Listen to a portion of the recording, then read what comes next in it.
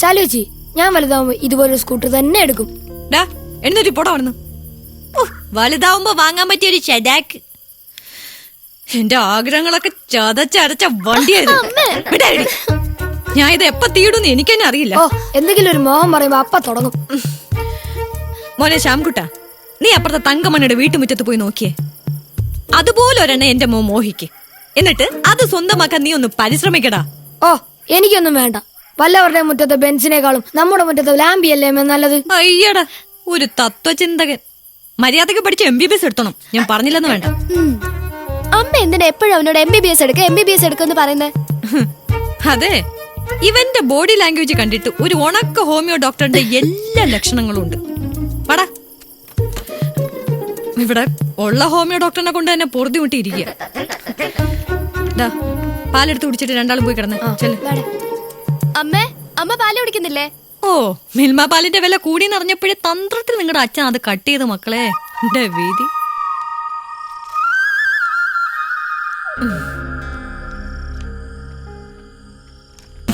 പിള്ളേര് ചോദിക്കാം അമ്മ പാല് കുടിക്കുന്നില്ലേന്ന്. നമ്മളാ സാധനം കണ്ടിട്ട് മാസം 2 ആയി. സുബ്ബലക്ഷ്മി, എന്റെ അമ്മ പാലുകൂടി നിർത്തിച്ചപ്പോ നിന്നതാ എന്റെ പാലുകൂടി. അത്രയൊന്നുമില്ലല്ലോ. അല്ലേലും ഞാൻ എന്തേലും പറയുമ്പോ ഭാർഗവേട്ടനെ കളിയാക്കിയാ മതിയല്ലോ. അല്ലാതെ ഞാൻ ഇപ്പൊ എന്താ ചെയ്യണ്ടേ? ഭാർഗവേട്ടൻ കൺസൾട്ടിങ് ഫീ കൂട്ടണം. എന്റെ അച്ഛൻ ശങ്കരൻ വൈദ്യരുടെ മുറിയായത്. അതെനിക്ക് അറിയാത്ത കാര്യമല്ലല്ലോ. നീ അറിയുന്നതും അറിയാത്തതും ഒരുപോലെ ആയതുകൊണ്ടാ എനിക്കിത് വീണ്ടും വീണ്ടും പറയേണ്ടി വരുന്നത്. 45 വർഷം ഇവിടെ ഇരുന്ന് ചികിത്സിച്ച അദ്ദേഹത്തിന്റെ ആകെ സമ്പാദ്യം ഈ വീടും 38 സെന്റ് സ്ഥലമാ. രാവിലെ 7 മണി മുതൽ വൈകിട്ട് 7 മണി വരെ രോഗികൾ ക്യൂ നിന്നിട്ട് പുറത്തിറങ്ങാൻ പോലും കഴിയാതെ സൂര്യപ്രകാശം ഏൽക്കാതെ അസുഖബാധിതനായിട്ടാണ് എൻ്റെ അച്ഛൻ മരിച്ചത്. അത് പഴയ കാലം. ഇനി അത് തുടർന്നാൽ സൂര്യപ്രകാശമില്ല, വെള്ളം കിട്ടാതെയായിരിക്കും ഞാനും എൻ്റെ മക്കൾ ഈ വീട്ടിനകത്ത് കിടന്ന് മരിക്കുക.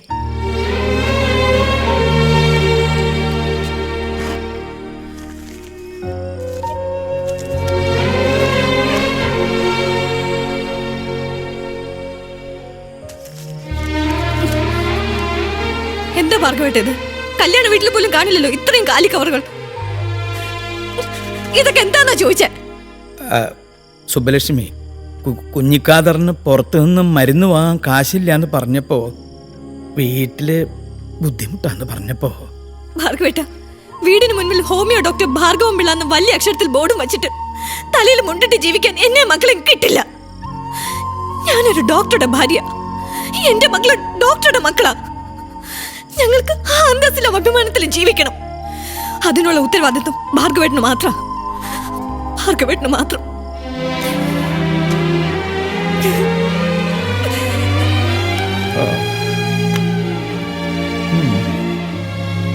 അവൾ ഇപ്പൊ പറഞ്ഞതിൽ എന്താ തെറ്റ്? അവള് ഡോക്ടറുടെ ഭാര്യയല്ലേ, മക്കള് ഡോക്ടറുടെ മക്കളല്ലേ. പിന്നെ ഇപ്പൊ പിടികിട്ടാത്ത ഒന്നേ ഉള്ളൂ, ഈ ഞാൻ ആരാ? മാണിക്കശ്ശേരിയുടെ പൊന്നോമനപുത്രൻ ഹോമിയോ ഡോക്ടർ ഭാർഗവൻ പിള്ളയുടെ മഹനീയ സാന്നിധ്യത്തിൽ.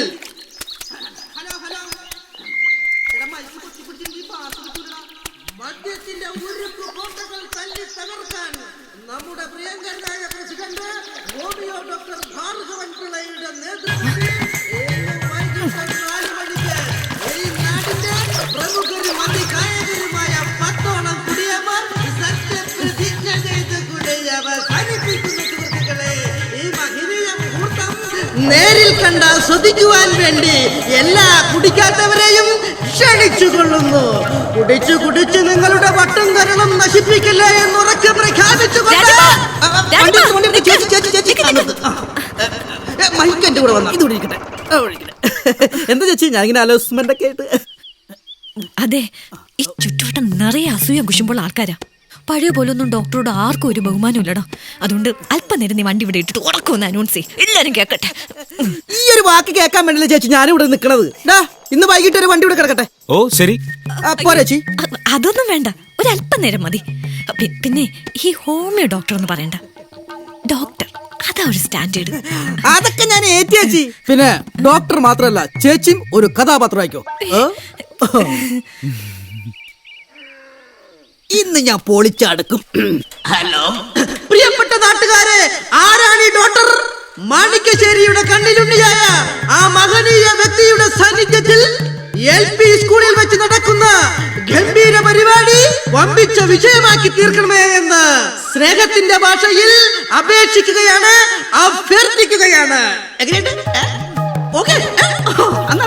നിങ്ങൾക്കറിയാമോ നാട്ടുകാരെ, മാണിക്കശ്ശേരി പുഴ കടന്ന് ചിക്കൻ ഗുനിയയും ഡെങ്കിപ്പനിയും ഈ കൊച്ചു ഗ്രാമത്തിൽ എത്താതിരുന്നത് ഡോക്ടർ എന്ന മഹാസാന്നിധ്യം ഇവിടെ ജീവിച്ചിരിപ്പുണ്ട് എന്നുള്ള സത്യം അവറ്റകൾക്ക് അറിയാവുന്നതുകൊണ്ട് മാത്രമാണ്.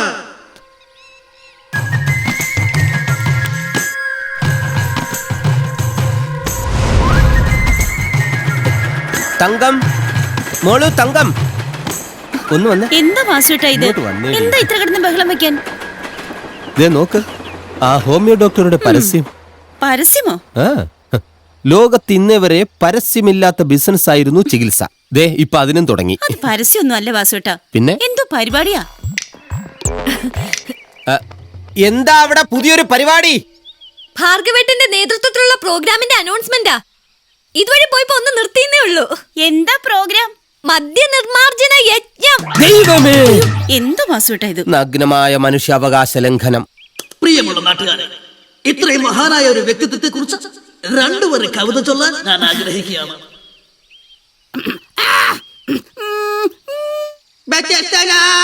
ഒരു ഹോമിയോ ഡോക്ടറെ സത്യത്തിലാരും തിരിച്ചറിഞ്ഞില്ല. ശബ്ദം മാത്രമേ കേൾക്കുന്നുള്ളൂ, ആളെ കാണുന്നില്ലല്ലോ. ആ ടീഷർട്ടിനകത്ത് ആളുണ്ടടി. ഓ, മാണിക്കശ്ശേരിയുടെ അഭിമാനമാകോ വെറുമൊരു ഡോക്ടറല്ലിവനൊരു കാലൻ. ആ കാലൻ പനിയുടെ കാലൻ, ഡെങ്കിപ്പനിയുടെ കാലൻ. ഇവനൊരു ചുമയുടെ കാലൻ, കൊടുക്കുന്ന കാലൻ, പനിയുടെ കാലൻ, ഡെങ്കിപ്പനിയുടെ കാലൻ. കാലൻ കാലൻ കാലൻ കാലൻ കൊടുക്കുന്ന കാലൻ, ഡെങ്കിപ്പനിയുടെ കാലൻ, ചുമയുടെ കാലൻ, ചൊറിയുടെ കാലൻ, വെറുമൊരു കാലൻ, പടറ കാലൻ, പനിയുടെ കാലൻ. കാലൻ കാലൻ കാലൻ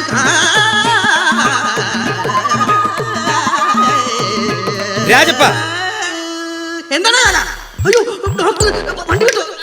ഇന്ന് വൈകിട്ട് കൃത്യം 4 മണിക്ക് മാണിക്കശ്ശേരിയുടെ ചരിത്രമുറങ്ങുന്ന LP സ്കൂളിന്റെ അങ്കണത്തിൽ വെച്ച്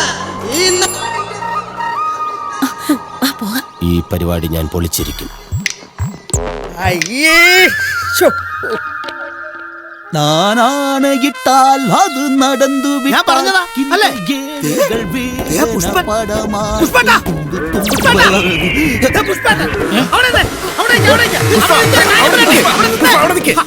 അതെ, ക്ഷമിക്കണം. അന്നത്തെ ഒരു ആവേശത്തില് ഞാൻ അറിയാതെ ചെയ്തു പോയതാ. അറിയാതെ ചെയ്തത് എന്തായാലും പുഷ്പാട്ടം ചെയ്തത് പൊറുക്കാൻ പറ്റാത്ത തെറ്റാ. രാജ്യത്തിന്റെ ദേശീയ വസ്ത്രത്താലല്ലേ ചുമ്മാ ചെളി വാരി തേച്ചേ എത്ര ഘട്ട സോപ്പ് കെട്ടാലെന്നറിയോ? അല്ല നേതാവേ, അടിസ്ഥാനപരമായി ചെയ്തത് തെറ്റാണെങ്കിലും നമ്മുടെ പുഷ്പനല്ലേ, നമുക്ക് ക്ഷമിക്കാം. ഓക്കെ ക്ഷമിക്കാം. പക്ഷെ ചെറിയൊരു പണിഷ്മെന്റ്, ഒരു 4 കതർ ഷർട്ട് മേടിച്ചൊരു മാപ്പം പറഞ്ഞ് ക്ഷമ പറഞ്ഞു കൊണ്ട് പോകും. എന്തിനാ 4 ആക്കുന്നത്? 5 എണ്ണം ഞാൻ മേടിക്കും. അതെന്തിനാ? ഞാനും നിങ്ങളോടൊപ്പം രാഷ്ട്രീയത്തിൽ ഇറങ്ങാൻ തീരുമാനിച്ചു. അതങ്ങനെ ശരിയാവും? അതെന്ത് കുഴപ്പം? ഞങ്ങൾ കള്ളന്മാര് ജയിലിൽ നിന്ന് വന്നിട്ട് മോട്ടിക്കുന്നു, നിങ്ങൾ രാഷ്ട്രീയക്കാർ മോട്ടിച്ചിട്ട് ജയിലിൽ പോന്നു. അത്ര വ്യത്യാസമുള്ള നമ്മൾ തമ്മില് അല്ലേ? അങ്ങനെയാണെങ്കിൽ ഞങ്ങളുടെ ഒരു കൂടിയാലോചന കഴിഞ്ഞിട്ട് തീരുമാനിക്കാം. അന്ന് നിങ്ങളൊന്ന് കൂടി ആലോചിച്ചിട്ട് എത്ര കവള് വെള്ളമാ ഞാൻ കുടിച്ചെന്നറിയാമോ? അത് പിന്നെ അങ്ങനെയാണെങ്കിൽ പുഷ്പാട്ടൻ നമുക്ക് രാഷ്ട്രീയത്തിൽ എടുക്കാം അല്ലേ? അപ്പൊ പുഷ്പൻ ഈ ഗെറ്റപ്പ് ഒക്കെ ഒന്ന് മാറ്റി ഒന്ന് സെറ്റപ്പ് ഒന്ന് സെറ്റപ്പ്. ഒരു സത്യപ്രതിജ്ഞ. ഇങ്ങനെ ആര്? ഉദയായുടെ തച്ചോളി ഉദയനോ? മനുഷ്യൻ നാണം കെടുത്ത ഒരു പരിപാടിയായിട്ട് ഇറങ്ങിക്കോളും. എന്തെടുക്ക? ഞാൻ 2 മാങ്ങ പൊട്ടിക്കുക. ആ രാജപ്പൻ എന്ന് പറഞ്ഞവനെ ഞാനൊന്ന് കാണട്ടെ. എല്ലാം സഹിക്കും. എന്റെ ഈശ്വര, ആ വാസുട്ട് ഇതെല്ലാം കണ്ടു നോക്കുമ്പോ എന്റെ തൊലി ഉരിയ. ദേ, ആ തെണ്ടിയുടെ കാര്യം മിണ്ടി പോവരുത്. അയാൾ ഒറ്റ ഒരുത്തനാ ആ പരിപാടി കൊളാക്കിയത്. ഭഗവാനെ, കാശുണ്ടായാലും ഇങ്ങനെ ഉണ്ടാവോ വിവരില്ലാത്തവന്മാര്? സുബ്ബലക്ഷ്മി, എന്റെ സംശയം അയാൾ ഓൾ കേരള കുടിയന്മാരുടെ സംസ്ഥാന സെക്രട്ടറി ആണോന്നാ. ഓ, ഒരു പുണ്യാളന്മാര്. അല്ലെങ്കിൽ തന്നെ നിങ്ങളെ കമ്മിറ്റിയിൽ ആരെ ഇപ്പൊ 2 എണ്ണം അടിക്കാത്തത്? ഭാർഗവേട്ടൻ മാത്രം. അത് പിന്നെ കുടിച്ചില്ലേലും കുഴപ്പമൊന്നുമില്ല, അല്ലാതെ തന്നെ ഫിറ്റാ. ഭാർഗവേട്ട, ആ. എനിക്ക് ഈ മോളെ കൊണ്ട് ഡോക്ടറെ കാണിക്കണം. ആ അത് കൊള്ളാം. അതിനാണോ നീ ഇത്രയും അണിഞ്ഞൊരുങ്ങിയത്? മോളെ കൊണ്ട് റൂമിലേക്ക് വാ, ഞാൻ ദേ എത്തി. ആര്? എങ്ങോട്ട് വരാൻ? ഞാൻ ഡോക്ടർ ജെയിംസിന്റെ അടുത്തേക്കാ പോണേ.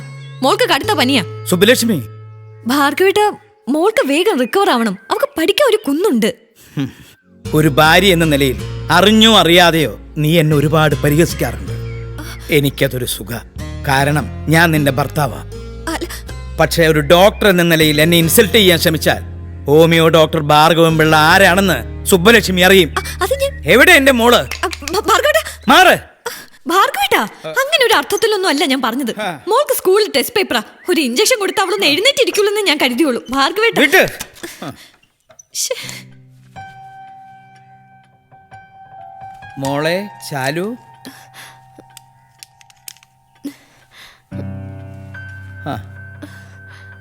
സ്കൂളിൽ പോകുമ്പോ ഉണ്ടായിരുന്നു കുട്ടിക്ക്? കുറേശ്ശെ. ഒന്നുമില്ല മോളെ, അച്ഛനിപ്പം മരുന്ന് തരാം, ഒക്കെ മാറിക്കോളും. നീ എവിടെ പോവാൻ ഒരുങ്ങിക്കണേ? ആ, ശരീരം തുളച്ച് സൂചി കടത്തി മരുന്ന് നിറച്ചാൽ ഈ പനി മാറുമായിരിക്കും. ഒന്നറിഞ്ഞോ, പനി രോഗമല്ല, രോഗലക്ഷണമാണ്. രോഗലക്ഷണത്തെയല്ല ചികിത്സിക്കേണ്ടത്, രോഗത്തെയാണ്.